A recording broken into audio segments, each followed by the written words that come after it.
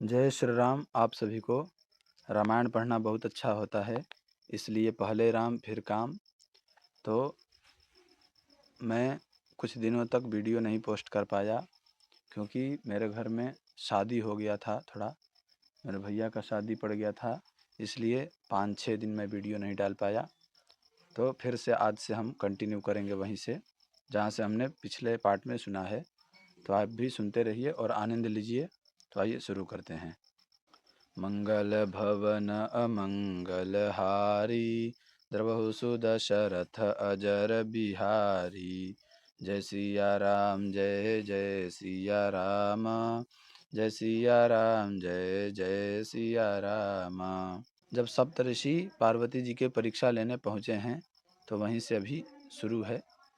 तो पार्वती जी की बात सुनते ही ऋषि लोग हंस पड़े और बोले, तुम्हारा शरीर पर्वत से ही तो उत्पन्न हुआ है।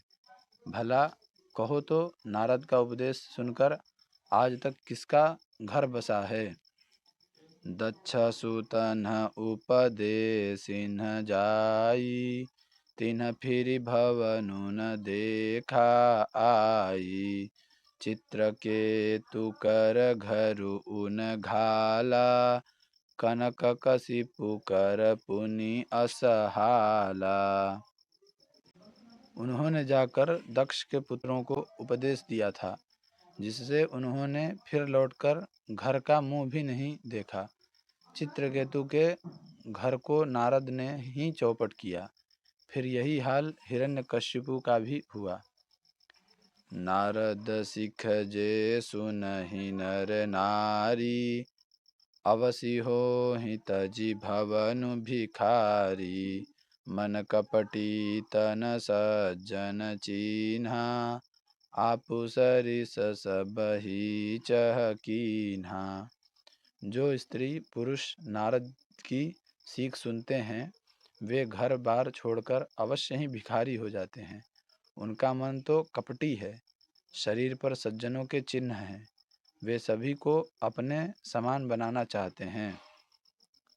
तेहि के बचन मानि विश्वासा, तुम चाहहु पति सहज उदासा। निर्गुण नीलज कुवेश कपाली, अकुल अगेह दिगंबर ब्याली। उनके वचनों पर विश्वास मानकर तुम ऐसा पति चाहती हो जो स्वभाव से ही उदासीन, गुणहीन, निर्लज, बुरे वेश वाला, नर कपालों की माला पहनने वाला, कुलहीन, बिना घर बार का, नंगा और शरीर पर सांपों को लपेटे रखने वाला है। कहु कवन सुख अस बरु पाए, भल भूलिहु ठग के बौराए।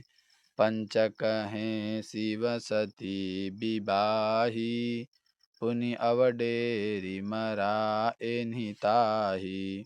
ऐसे वर के मिलने से कहो तुम्हें क्या सुख होगा। तुम उस ठग नारद के बहकावे में आकर खूब भूली। पहले पंचों के कहने से शिव ने सती से विवाह किया था, परंतु फिर उसे त्याग कर मरवा डाला। अब सुख सोवत सोचु नहीं, भीख मागी भव खाही। सहज एकाकिन के भवना, कबहु किनारी खटाही। अब शिव को कोई चिंता नहीं रही, भीख मांगकर खा लेते हैं और सुख से सोते हैं। ऐसे स्वभाव से ही अकेले रहने वालों के घर भी भला क्या कभी स्त्रियां टिक सकती हैं। अजहूँ मानहु कहा हमारा, हम तुम कहूँ बरु नीक बिचारा। अति सुंदर सुचि सुखद सुशीला, गावहीं वेद जासु जस लीला। अब भी हमारा कहा मानो, हमने तुम्हारे लिए अच्छा वर विचारा है। वह बहुत ही सुंदर, पवित्र, सुखदायक और सुशील है, जिसका यश और लीला वेद गाते हैं। दूषण रहित सकल गुण राशि, श्रीपतिपुर बैकुंठ निवासी। असबर तुम्हि मिलाऊ आनी। सुनत बिहसी कह बचन भवानी। वह दोषों से रहित, सारे सद्गुणों की राशि, लक्ष्मी का स्वामी और वैकुंठपुरी का रहने वाला है। हम ऐसे वर को लाकर तुमसे मिला देंगे। यह सुनते ही पार्वती जी हंसकर बोली, सत्य कहे हो गिरि भव तनु एहा। हठ न छूट छूटै बरु देहा। कनकौ पुनि पशान ते होई। जो रेहू सहजुन परिहर सोई। आपने यह सत्य ही कहा कि मेरा यह शरीर पर्वत से उत्पन्न हुआ है, इसलिए हठ नहीं छूटेगा। शरीर भले ही छूट जाए, सोना भी पत्थर से ही उत्पन्न होता है, सो वह जलाए जाने पर भी अपने स्वभाव स्वर्ण तत्व को नहीं छोड़ता। नारद बचनन मैं परिहरऊँ। बसौ भवनु उजरऊ नहीं डरऊँ। गुर के बचन प्रतीति न जेहि। सपने हूँ सुगमन सुख सिधि तेहि। अतः मैं नारद जी के वचनों को नहीं छोड़ूंगी, चाहे घर बसे या उजड़े, इससे मैं नहीं डरती। जिसको गुरु के वचन में विश्वास नहीं है, उसको सुख और सिद्धि स्वप्न में भी सुगम नहीं होती।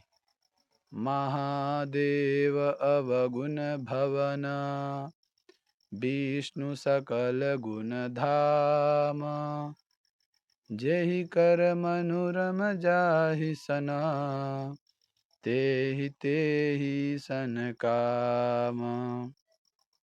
माना कि महादेव जी अवगुणों के भवन हैं और विष्णु समस्त सद्गुणों के धाम हैं, पर जिसका मन जिसमें रम गया, उसको तो उसी से काम है। मंगल भवन अमंगल हारी। द्रवहु सुदशरथ अजर बिहारी। जय सिया राम जय जय सिया राम। जय सिया राम जय जय सिया राम। आज के लिए इतना ही। तो आप भी सुनते रहिए, और अगर आप सभी को वीडियो पसंद आया हो तो वीडियो को लाइक कीजिए, चैनल को सब्सक्राइब कीजिए और कमेंट में जय श्री राम लिखना ना भूलिए। मिलते हैं अगले वीडियो में, तब तक के लिए आप सभी को जय श्री राम।